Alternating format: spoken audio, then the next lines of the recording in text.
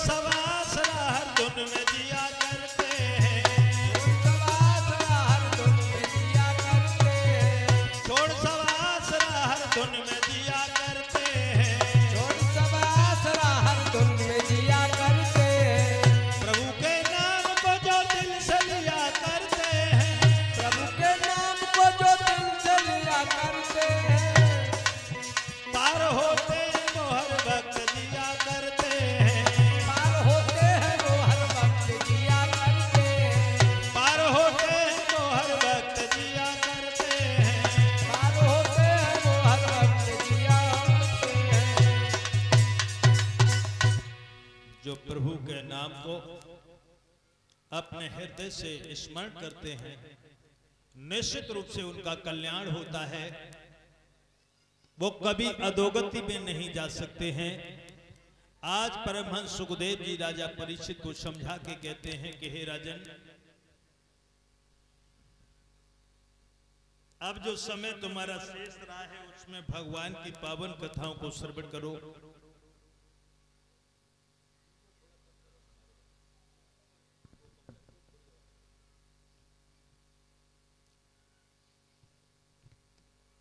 याद रखना भागवत के प्रेमियों, आज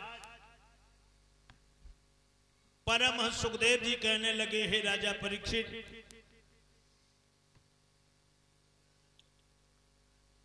ये उस समय की बात है जब भगवान श्री राम का वनवास हो गया है और पंचवटी में जब निवास कर रहे थे, मां सीता को रावण चुरा ले गया था और सीता मैया की तलाश में भगवान श्री राम और भैया लक्ष्मण वन में घूम रहे हैं, वृक्षों से, पशुओं से, पक्षियों से, सबसे पूछ रहे हैं कि क्या आपने हमारी सीता को देखा है। जो भी उनकी दशा को देखता है भागवत के प्रेमियों, उसके आंसू निकल आते हैं। बड़े व्याकुल होकर के वे जंगल में घूम रहे हैं। ऐ गगन, ऐ पवन, ऐ हवा, तू बता ये रजनी कैसी होगी, और रजनी कैसी भी हो मेरी सजनी कैसी होगी।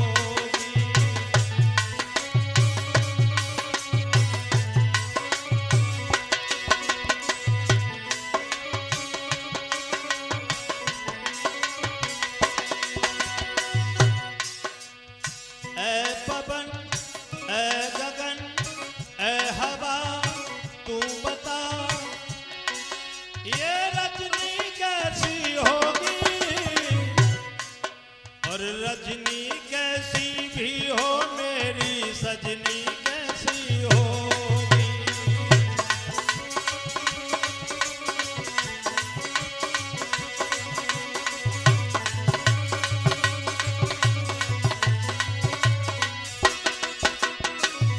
आप पूछ रहे हैं पशुओं से, पक्षियों से, वृक्षों से, भागवत के प्रेमियों,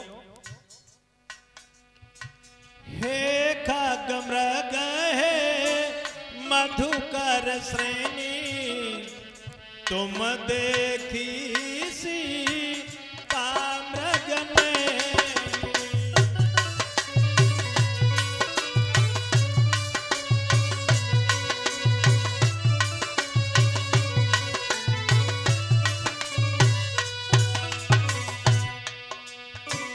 हे खगमृग हे मधुकर श्रेणी, तुम देखी सीता मृग ने।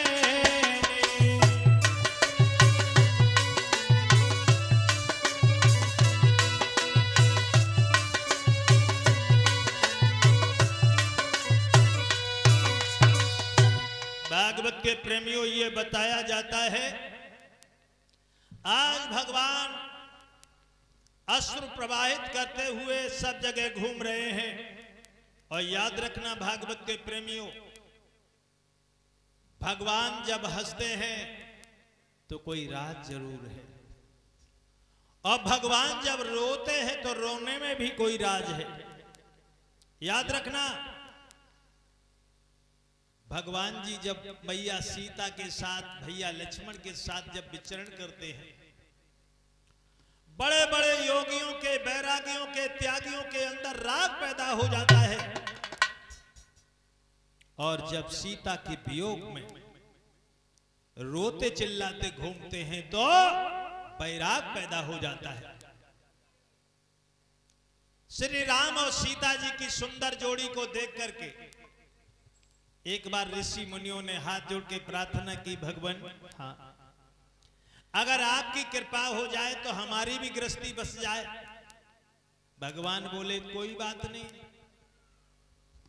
तुम भी अपनी गृहस्थी बसा लो।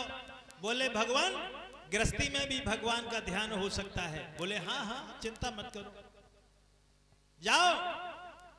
बोले आपके पास तो ऐसी करामात है जो पत्थर से स्त्रियां बन जाती हैं। उन्होंने कहा चिंता मत करो, जाओ पत्थर छांट लो जाकर के। अब ऋषि मुनि पत्थर छांटने लगे, बढ़िया बढ़िया संगमरमर वाले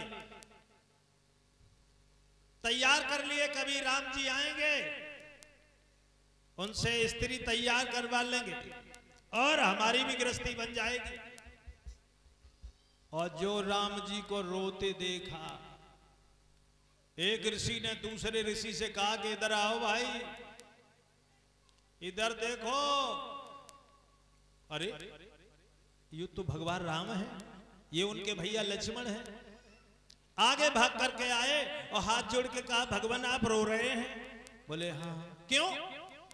क्या हमारी सीता जी का हरण हो गया है, कोई ले गया है उनको, उन्हें हम तलाश रहे इसलिए रो रहे हैं। अब ऋषि मुनियों ने कहा जब भगवान जैसे रो रहे हैं तो हमारी तुम्हारी औकात क्या है? अरे भैया अब तो भलाई इसी में है कि इन पत्थरों को पानी में बहा दो, क्योंकि अब ऐसी गृहस्थी हमें नहीं चाहिए जब भगवान को भी रोना पड़े। देखिए सीता जी के साथ जब राम जी को देखा तो राग पैदा हो गया ऋषियों के अंदर, और भगवान को रोते देखा तो वैराग पैदा हो गया। उन्होंने कहा अब हम गृहस्थी में नहीं जाना चाहते। तो भगवान के हंसने में भी कोई राज है और भगवान के रोने में भी कोई राज है। देखिए आज घूमते हुए जा रहे हैं और इधर भोले बाबा मैया सती को लेकर के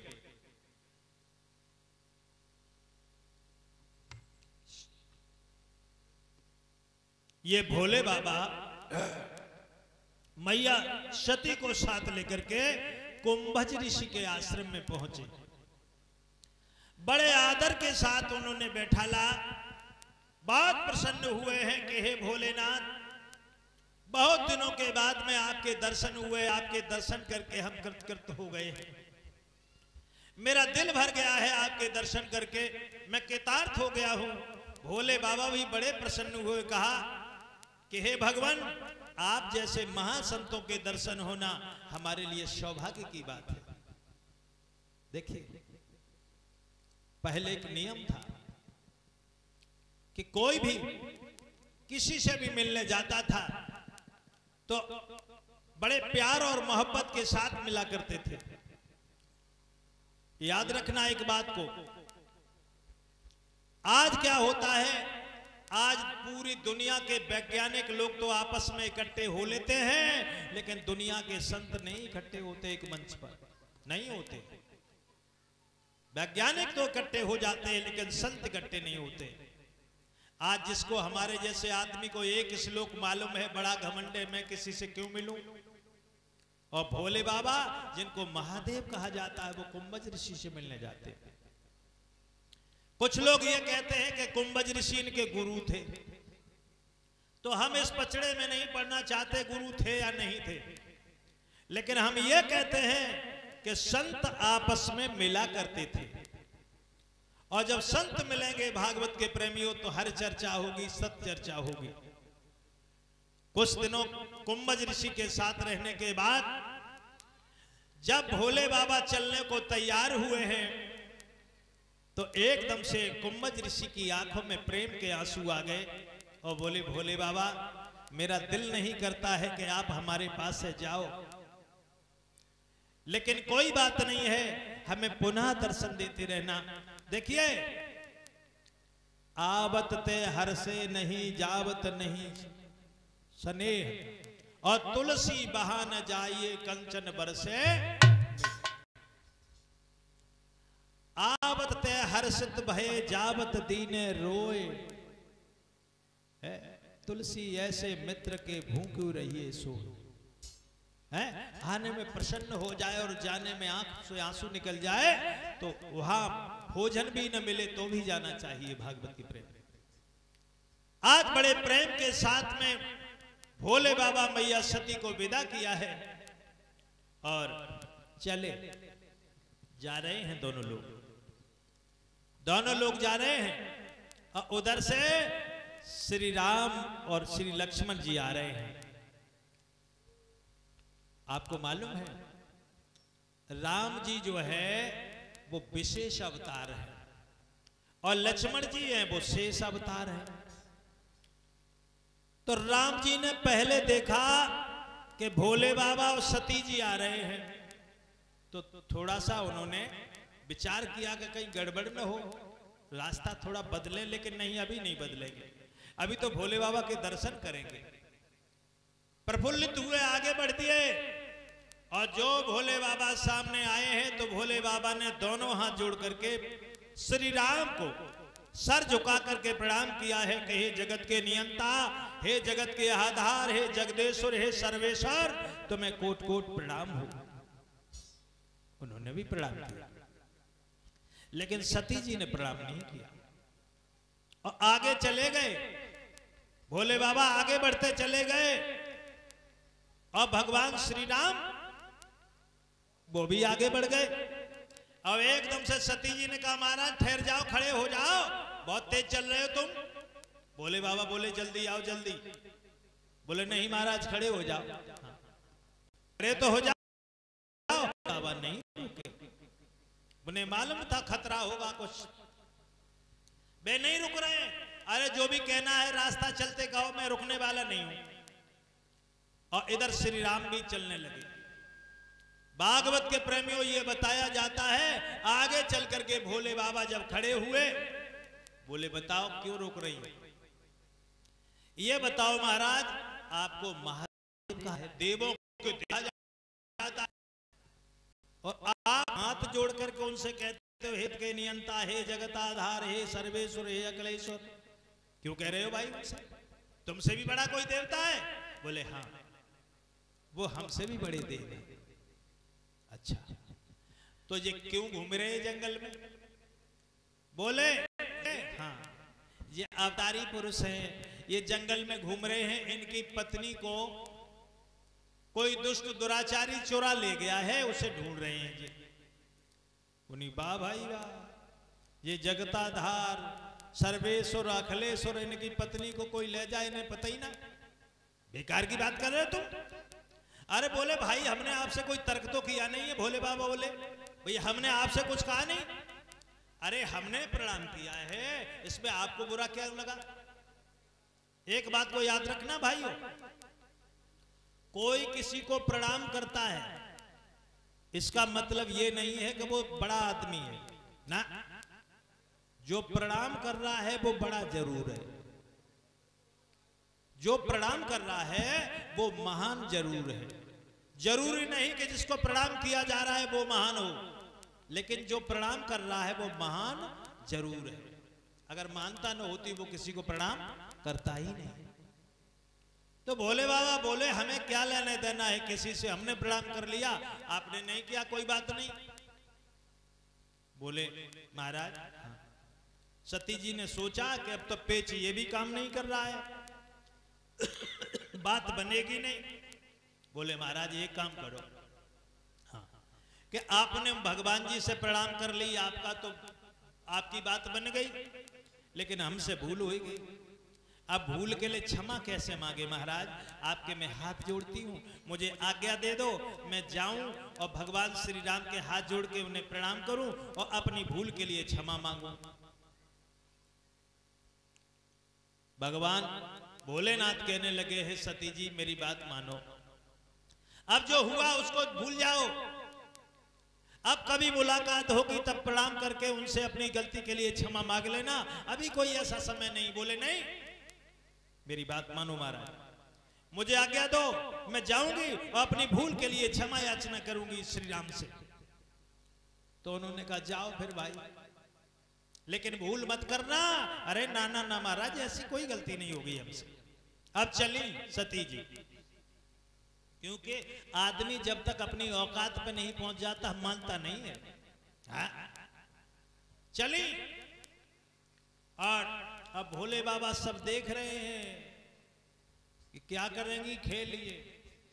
सती जी थोड़ी दूर बढ़ी होंगी, थोड़ी सी आड़ में हुई पेड़ों की, सो उन्होंने क्या किया, सीता जी का रूप बना लिया। देखो परीक्षा लेने लगी राम जी। सीता जी का रूप बनाया और चल दी, और जो शेषावतारी लक्ष्मण जी ने देखा, उन्होंने किया, अरे भैया मेहनत सफल हो गई। बोले क्यों? अरे मैया सीता वो आ रही हैं। उन्होंने कहा चुप रहो, शांत रहो भाई। हाँ, क्योंकि वो शेष अवतार थे, और शेष माने जामे कछु कमी हो, वो शेष है और वो विशेष थे। उन्होंने समझ लिया, उन्होंने कहा भैया तुम नहीं समझ पाओगे, शांत रहो, मेरे पीछे पीछे चलो। सती जी आगे सामने बढ़कर के आई, श्री राम जी ने वो रास्ता बदल दिया। वे घूम करके उस रास्ते पर फिर पहुंच गई।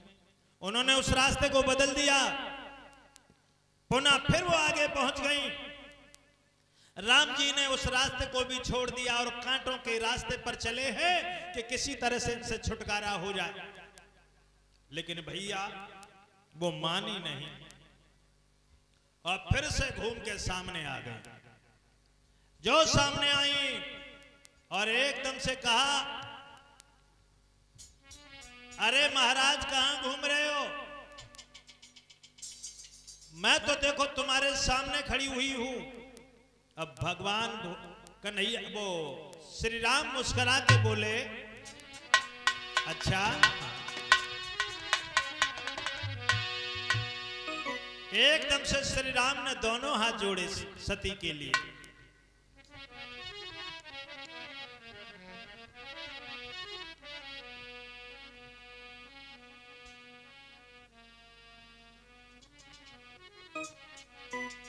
आए प्रेम से प्रणाम किया और वचनामृत शील सुसाजे हैं।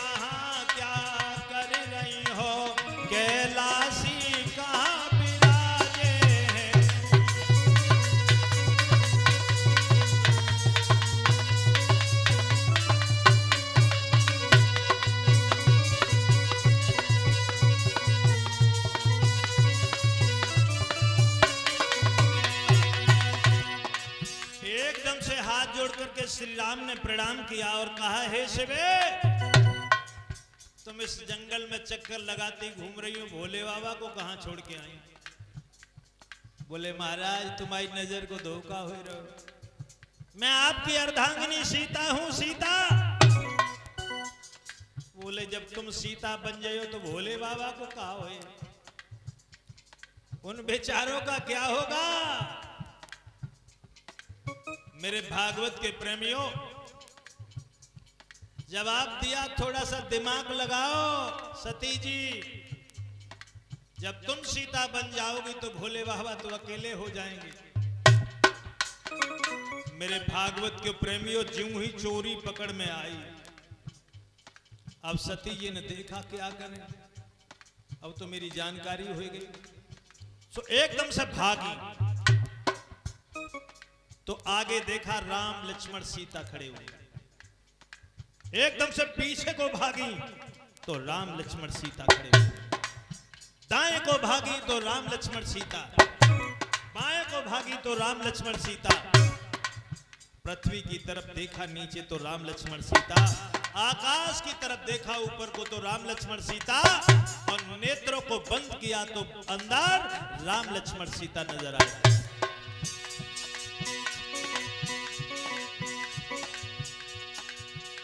भागी तो भागने भी न पाई, आगे देखा श्री राम खड़े, सौमित्र खड़े, जानकी खड़ी, सेवा में लखन प्रधान खड़े।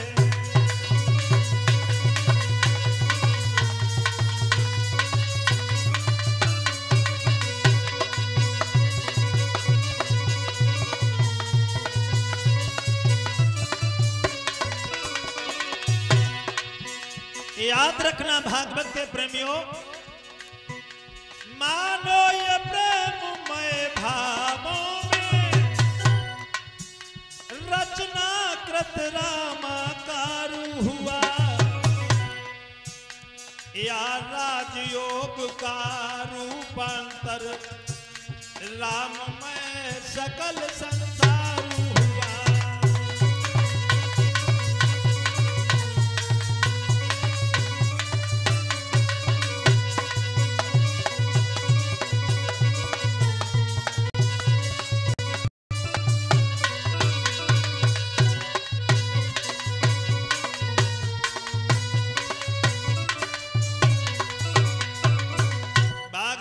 प्रेमियों, हालत खराब हो गई है सती जी की। अब तो सोचने लगी क्या करूं, जमीन के अंदर समा जाऊं, कोई जगह ही नहीं दिखाई दे रही है। मेरे भागवत प्रेमियों, ये मालूम पड़ा है कि उनकी तीसरी आंख खुल गई, सारा संसार राममय हो गया। अब तो नेत्र बंद हैं, अंदर दिखाई दे रहे हैं भगवान, और हाथ जोड़ के कह रही हैं कि हे भगवान, अब की बार छुटकारा हो जाए, अब भविष्य में ऐसी भूल कभी नहीं करूंगी, अब किसी तरह से छुटकारा हो जाए, अब ऐसी भूल कभी नहीं कर सकती हूं। अब भोले बाबा वहां से देख रहे हो, कह रहे चलो कोई बात नहीं, बढ़िया है, और परीक्षा ले, अब ना नेत्र खुल रहे तुम्हारे। भोले बाबा देख के कह रहे हैं कि हे भगवान, थोड़ा सा और मामला बढ़ जाने दो, जिन्हें होश आ जाए। मेरे भागवत के प्रेमियों, सती की आंखें बंद हैं, प्रार्थना कर रही है कि हे भगवान, अब दोबारा भूल नहीं करूंगी, मुझे क्षमा कर दो। अब भगवान तो वहां से अंतर ध्यान हो गए। अब सती ने धीरे से आंखें खोली और चारों तरफ को देखो, कोई ना है। अब एकदम से भागी, हाँ, अब भागी, बड़ी तेज भागी, और हाँफती हुई पहुंची भोले बाबा के पास। भोले बाबा मस्त होकर बैठ गए। महाराज, हाँ, आ गई? हाँ हाँ आ गई। आप बिल्कुल सही कहा, वे वास्तव में अवतारी पुरुष हैं, जगत नियंता हैं, जगताधार हैं, सर्वेश्वर हैं, अखिलेश्वर हैं। भैया, हमने तो जाके उनके दोनों हाथ जोड़ के प्रार्थना करी कि हे प्रभु, हमसे गलती हो गई, हमारे पति महाराज ने आपसे प्रणाम कर लिया, मैंने घमंड में आपसे प्रणाम नहीं किया था। भगवान श्री राम ने कहा कोई बात नहीं है, कोई बात नहीं है, अगर तुम्हारे पति ने प्रणाम कर लिया तो तुमने कर लिया, कोई बात नहीं, उन्होंने हमें क्षमा कर दिया। अब भोले बाबा बोले, सब बातें सही कह रही हो, इसमें झूठ कुछ भी नहीं बोल रही हो तुम, हैं? कुछ भी झूठ नहीं। अरे महाराज, बिल्कुल झूठ नहीं बोल रही हूं, मैंने जाके उनके हाथ जोड़े, अपनी भूल के लिए क्षमा मांगी, और उन दयालु ने, कृपालु ने हमें क्षमा कर दिया। अच्छा, जब तुम्हें क्षमा कर दिया, तुमने उनसे प्रार्थना की, तो मैया सीता का रूप किसने बनाया था? हमने? अब भी बेचारी गोरी, ये तो यहां बैठे थे, वो वहां का खेल किसने जान लिया है? सीता मैया का रूप किसने बनाया था? बोलो।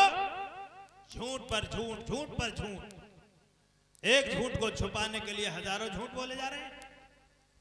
मेरे भागवत के प्रेमियों, सती जी कांप गई। बहुत बड़ी भूल हो गई महाराज, क्षमा कर दो, भूल हो गई हमसे। मैंने उनकी परीक्षा ली, इसके लिए मुझे क्षमा कर दो प्रभु। भगवान भोलेनाथ कहने लगे हैं, देवी याद रखो, आपने मैया सीता का रूप धारण किया है, इसलिए याद रखो, आज से हमारा और आपका संबंध पति पत्नी का नहीं है, बेटा और मां का संबंध है।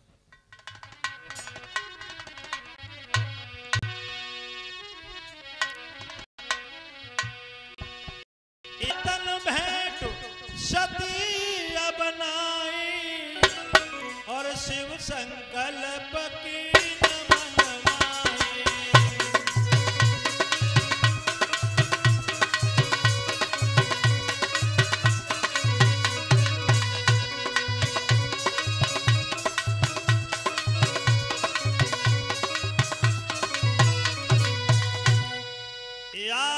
भेंट सती बनाई और शिव संकल्प कीन मन, आज से हमारा और आपका पति पत्नी वाला संबंध खत्म, क्योंकि तुमने मां सीता का रूप बनाया है।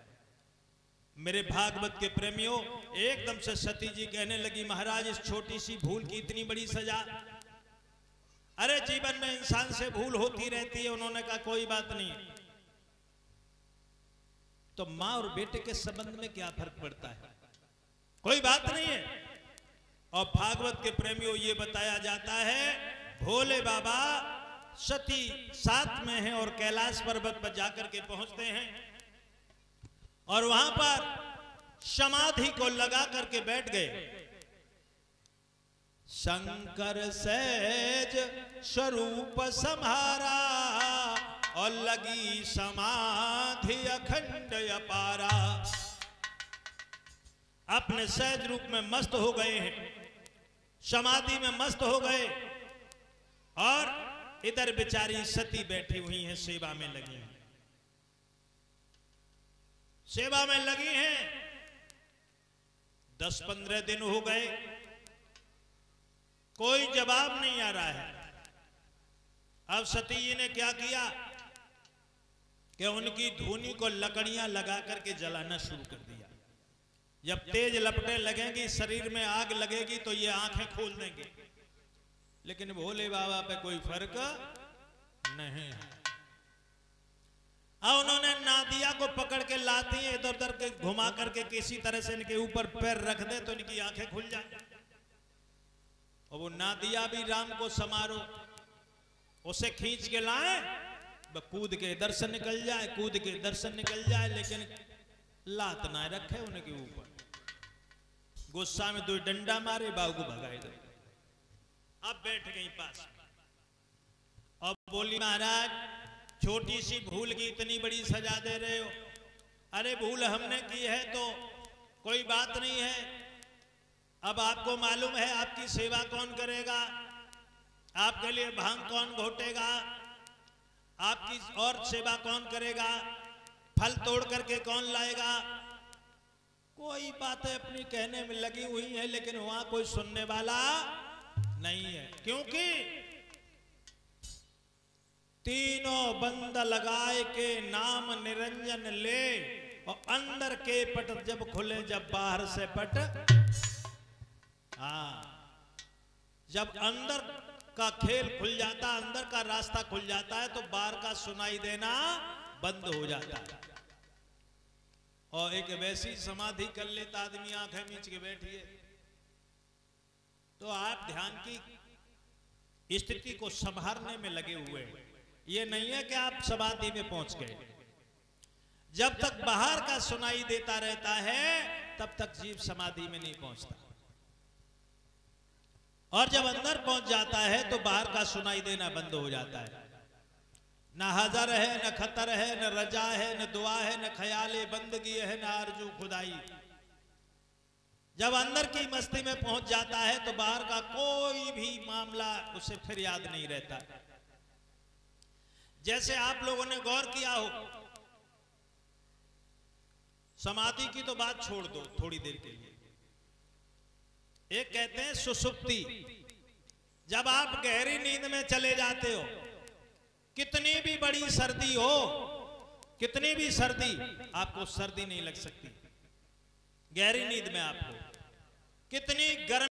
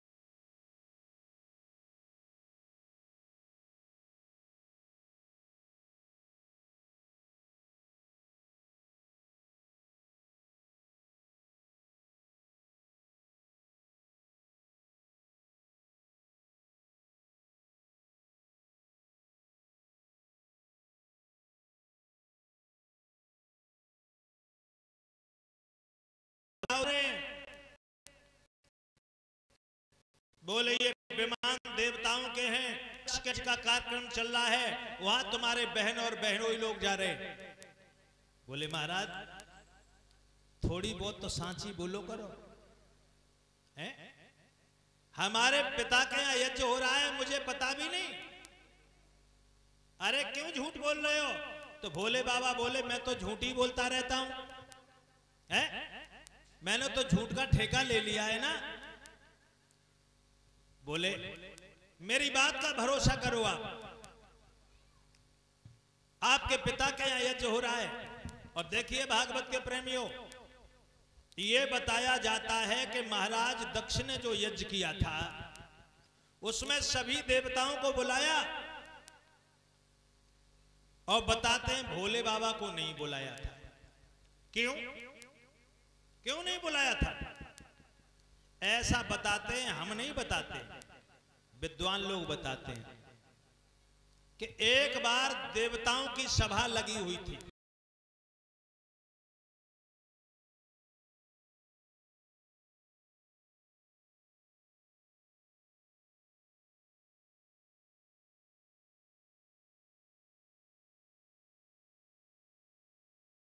राजा दक्ष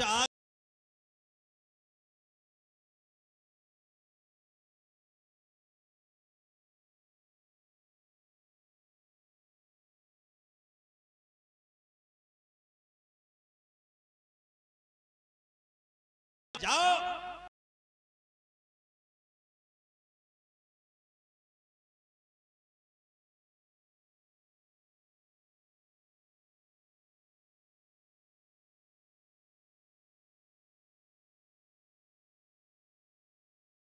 तो एक बात सुन लो भैया लोगों,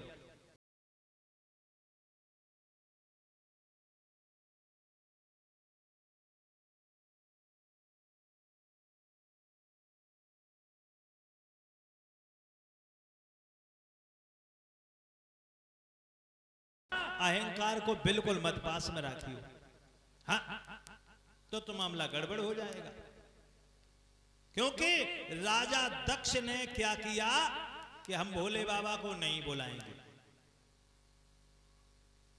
और आप जानते हो यज्ञ का मतलब होता है देव पूजन, संगतिकरण और दान।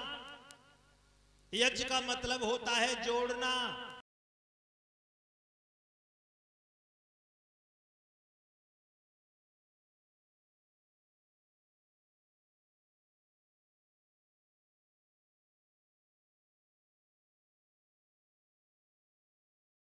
हिंदी में बोलते हैं पारंगत, और अंग्रेजी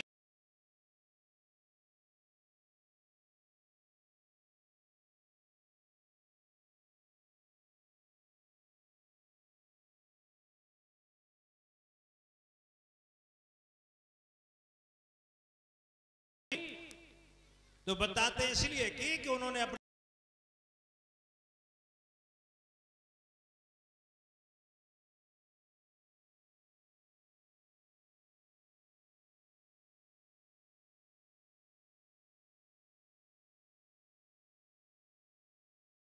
के खाली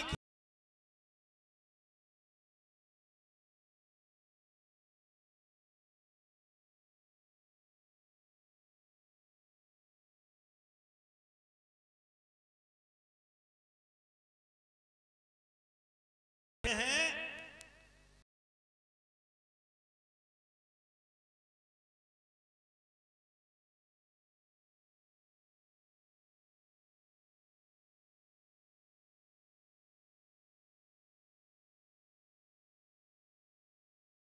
परमात्मा ने मारी वही तो करता है।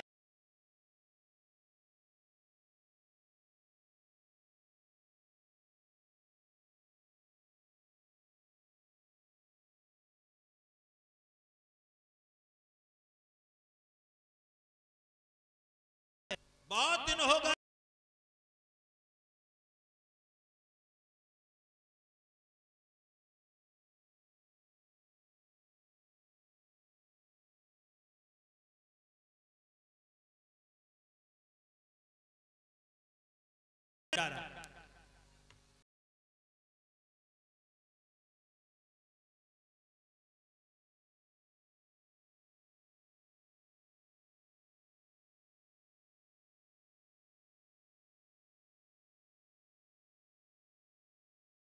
तो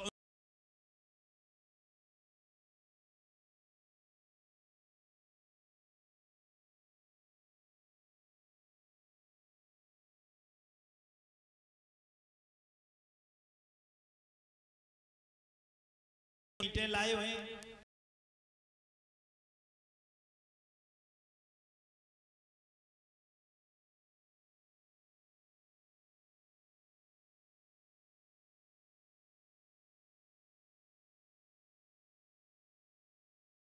है भगवान जी का कुछ भी नहीं।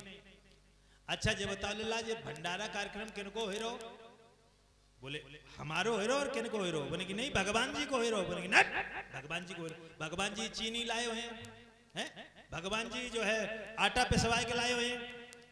बेकार की बातें कर रहे हो। यहाँ तो नाक में दम होएगा ही। अबे भगवान जी को है सब कुछ तो नहीं भगवान जी का नहीं है बोले ना आपका है। हाँ ये आप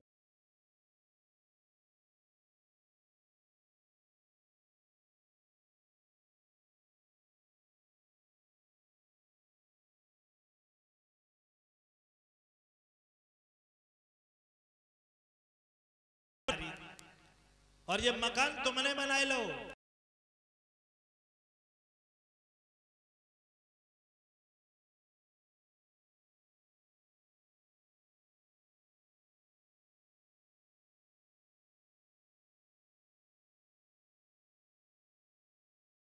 तम मन बुद्धिरे बचा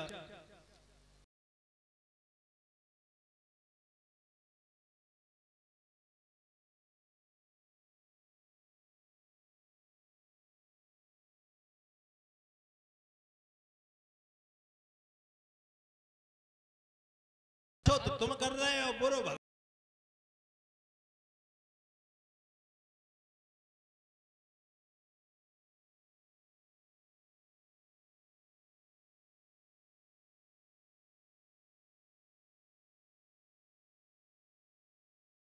के प्रेमियों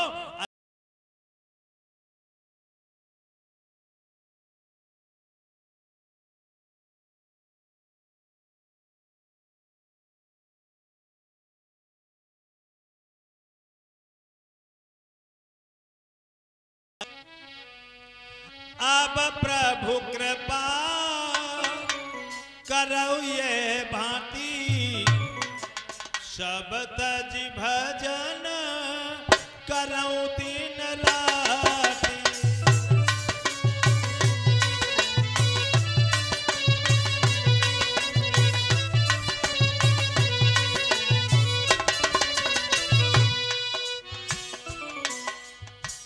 अब प्रभु कृपा करो ये भांति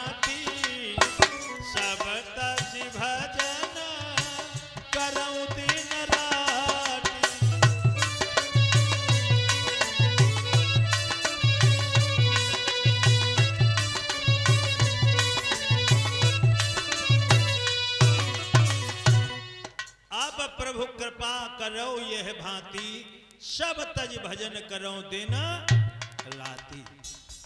अब एक भक्त तो ये कह रहा है और दूसरा क्या कह रहा है?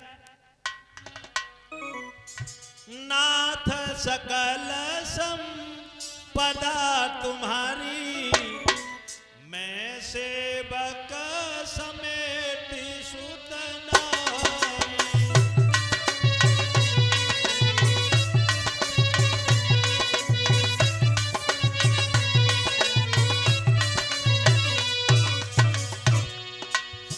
नाथ सकल संपदा तुम्हारी, मैं सेवक समेत सुत नारी।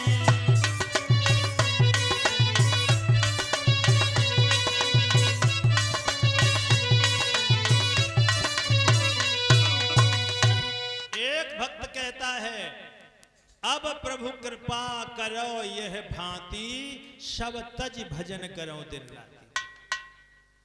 तो इस भक्त के दिमाग में कुछ ऐसा है कि ये सब हमारा है, तभी तो छोड़ना चाहता है कि ऐसी कृपा करो जो सबको त्याग दूं। एक तो भक्त ये है और दूसरा भक्त ये कहता है कि हे प्रभु ये सारी संपदा आपकी है, मेरा कुछ है ही नहीं, मैं तो आपका सेवक हूं, मैं आपका सेवक हूं, आपकी सेवा में लगा हूं, आप जैसी आज्ञा करेंगे मैं वैसा पालन करूंगा। तो आप बताइए कौन सा भक्त बढ़िया है? जो अपना बता रहा है वो बढ़िया है या जो भगवान का बता रहा है वो बढ़िया? जो भगवान का बता रहा है वो अच्छा है, क्योंकि वो अपना मानता ही नहीं है जो त्यागेगा, और जो अपना मानता है वो त्यागना चाहता है। उसने तो स्पष्ट कह दिया हमारा कुछ है ही नहीं, हमने तो तुम पर भलाई और बुराई छोड़ दी और भूत के कर्मों की अपने आप गर्दन तोड़ दी। वो भक्त ये कहता है मेरा कुछ है ही नहीं। तो याद रखना वो अच्छा है जो सेवक बन करके चलता है। वो कहता है मेरा कुछ नहीं है, हे प्रभु जो आपने दिया है, आप जैसी आज्ञा देंगे वैसा मैं चलूंगा, जैसा आप मुझे चलाओगे वैसा मैं चलूंगा, मेरा कुछ है नहीं। वो महान है भक्त भाइयों।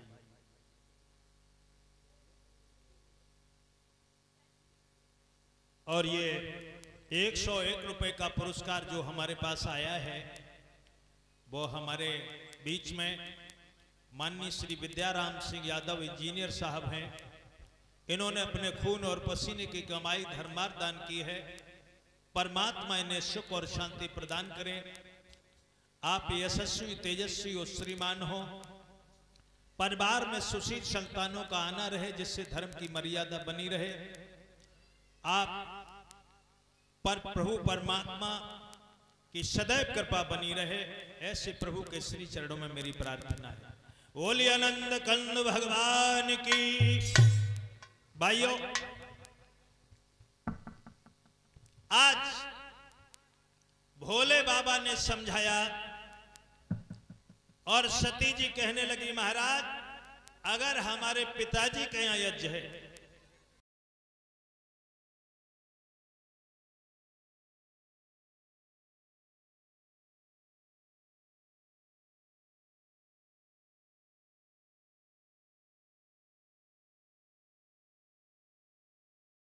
उन्होंने मुझे जन्म दिया, मेरे साथ दुख उठाया है, कष्ट सहे हैं मेरी मां ने, और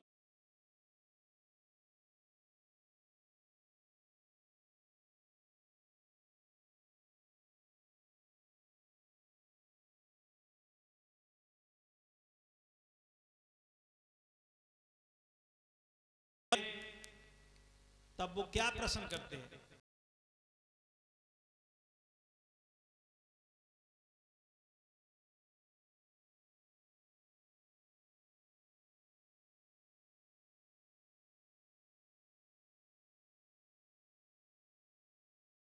नौबत आएगी फिर क्या बात।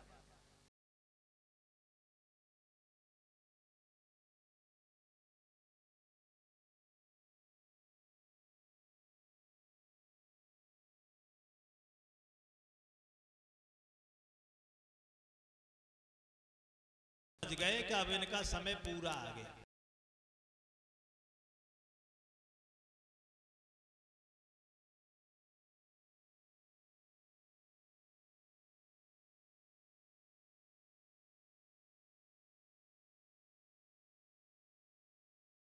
मैं ऐसे भेज रहे हो जैसे मैं कभी लौट के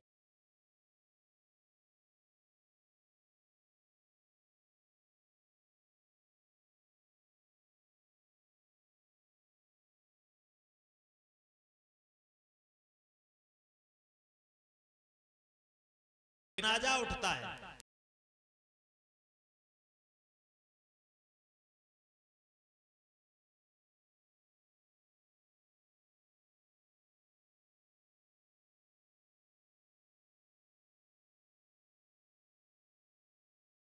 सट बाहर निकाल ले।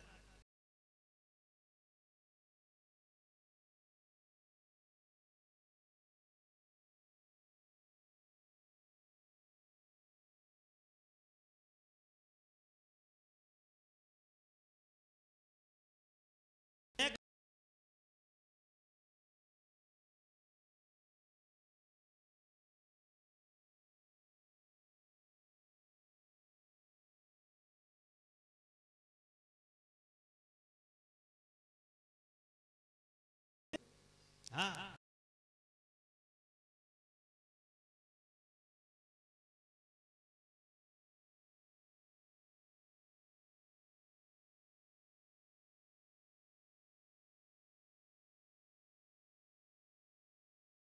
बांध दिया गया।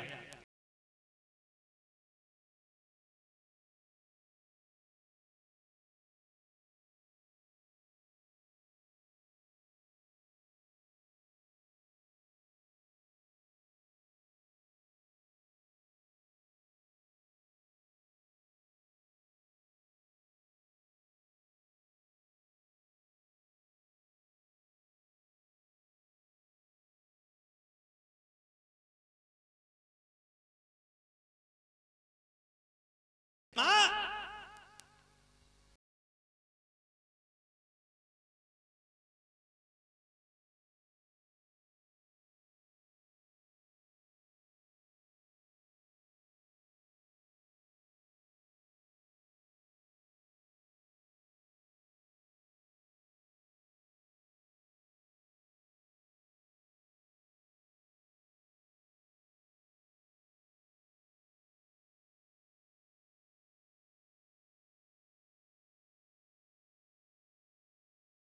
कहो बेटी